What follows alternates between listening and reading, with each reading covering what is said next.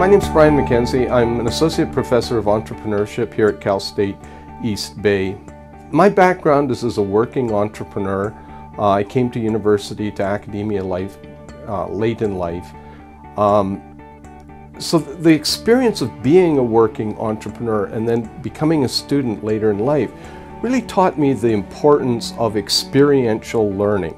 A lot of our older students seem to need to filter the knowledge that they're getting rather than being given knowledge. So traditional pedagogy, which you can see in this slide, really is that process of filling up people with knowledge. And it's certainly applied in an era when knowledge wasn't readily available. But today knowledge is everywhere. And so a much more appropriate model that we see is this notion of active learning or constructivism or experiential learning. All of these topics revolve around this model where students do things. From doing things and from reviewing the process of doing things, they come to understand and learn about what it is that they've done, the process, the concepts that they've engaged in. And then they get to apply those models back into the work that they're doing. And this builds a recursive model, a cycle of learning. Now I'd like to just talk for a second about how the Business Opportunity Program relates to this. As we engage our students in projects, and I've so far engaged over 1,000 students in almost 100 projects with community partners. So for that process, Luann Myers has developed the Business Opportunity Program at our university. And I'd like to take you downstairs now and introduce you to her so she can explain her program. Hi, I'm Luann Meyer, Director of the Business Opportunity Program here in the College of Business and Economics. We formed the Business Opportunity Program as a result of finding that we had such a great response from the community for projects to be conducted by our faculty and students together that we needed to have an organized, centralized repository for these projects. And so, thus, the Business Opportunity Center was born. It's an effort to serve the community, the students in experiential learning, and the faculty.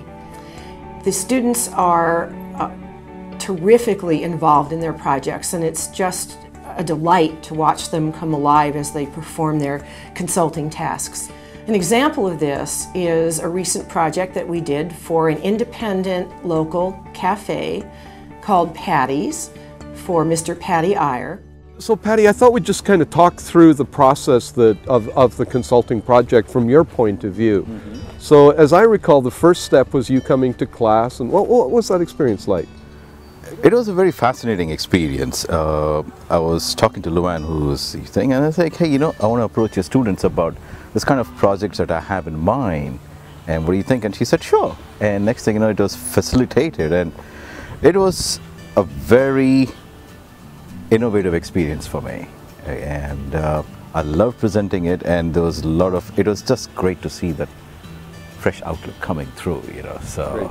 So the students met with you, or you came and talked to the students in class and explained the problem that you felt the students should work on. And then the next step in that was the students came and saw your shop and talked to you specifically about issues that were going on, and then created a letter of engagement, you know. Okay, and how was that process for you? That letter actually served two purposes. It showed the professional approach of the students, where they define what they're doing and what they are not doing because of the scope of the project. Right. They defined the scope, which was very great because it lays the foundation for them as a consulting career in the future, where they know what they're doing. And also, it also allowed me to project what they're going to do for us. So a couple of weeks went by then, and then the students came once again to meet with you to show you their interim findings, made their interim presentation. I had a myopic view of my project. Right. It's because it's So my close. project. Yes, it's Yeah. close to me.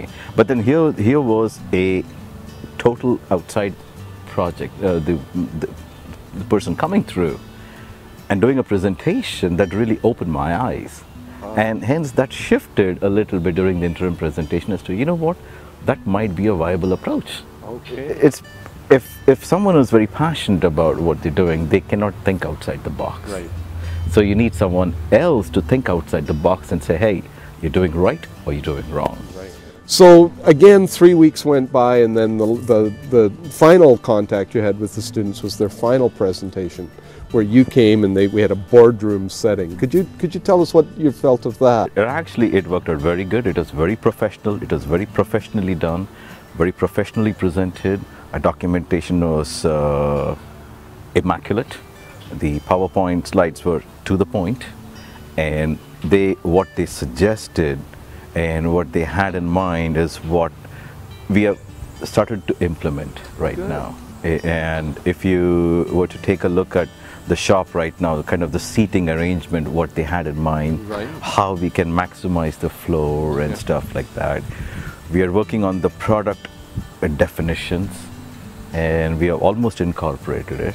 So within 2 weeks, we should be rolling out the new product definitions. Oh, good. So more kudos to your students. Thank you.